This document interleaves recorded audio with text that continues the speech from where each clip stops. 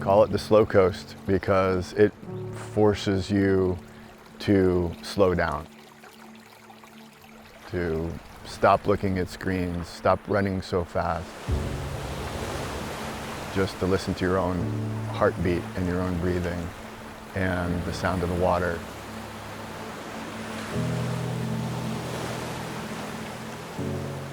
Walk down his property at the break of dawn as the sun is just beginning to awaken, and it's easy to see why Wallace J. Nichols chose this very spot to call home. This canyon is just my happy place. Through everything, it's just where I go to feel better about the world and about life. 2 decades ago, Nichols, a marine biologist, was hiking down the California coast when he stumbled on this Redwood Canyon north of Santa Cruz, a magical forest straight out of a storybook, with a creek running from one end of the property all the way to the other. Within a year, he bought the land and started building his dream home. It was stout.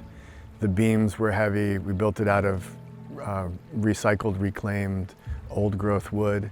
There were steel bolts holding things together and a lot of stone, big stone fireplace. Very simple design-wise, nothing fancy about it. When you walked in the door, you felt like, wow, this place is warm and inviting. For the next 20 years, life here was idyllic. It's been a wonderful place to raise a family and disconnect from technology and our busy lives, but reconnect to ourselves and to each other. Then, on the night of August 16th, 2020, 11,000 bolts of lightning touched ground in Central California, sparking hundreds of wildfires. One of them tore through his canyon and headed straight for his home. I just grabbed a few things and got in the Jeep and got the dog, and we got out of here. The following day, all that was left was the chimney. Nothing left. A pile of metal and rock. Were you able to salvage anything at all?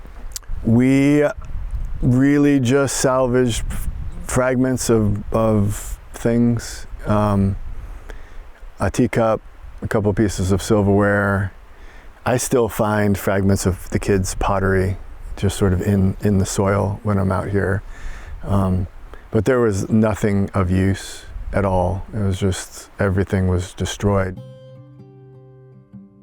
It took him a whole year to remove the debris, but when it came time to rebuild, Nichols just couldn't. The last thing I want to do is put my heart into another house and have that destroyed. I don't think I could handle that. Instead, he took a different path and figured out a way to coexist with the growing unpredictability of Mother Nature. What feels right is something that I can move, and that's just lighter on the earth and consciously more temporary. So I can just clear out of here, and it will be a meadow by the creek, not that far from the ocean, where the redwoods rule. His solution, a luxury camping experience that allows him to continue to share his slice of paradise with family and friends. More importantly, one that can be quickly packed up and moved out of harm's way. This is a jupe. They are modular, mobile, movable, temporary tents, basically. And we decided that this is the direction we're going to go for now on the property because we don't know what the weather's going to do or what the canyon's going to bring. But perhaps the biggest benefit was this.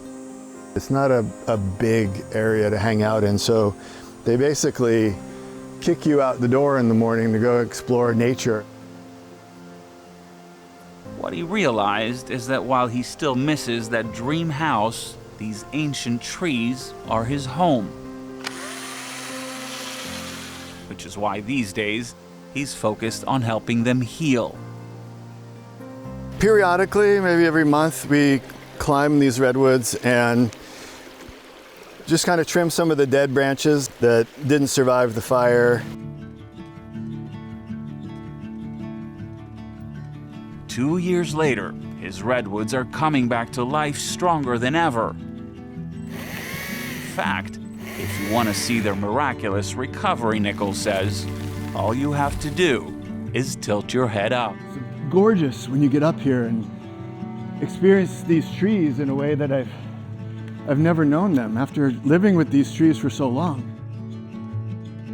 Perhaps no other place embodies that resilience more than this hidden gem. A speakeasy inside of a 1,000-year-old burnt-out tree trunk, where the only thing on the menu is a smoky tequila-like spirit called mezcal.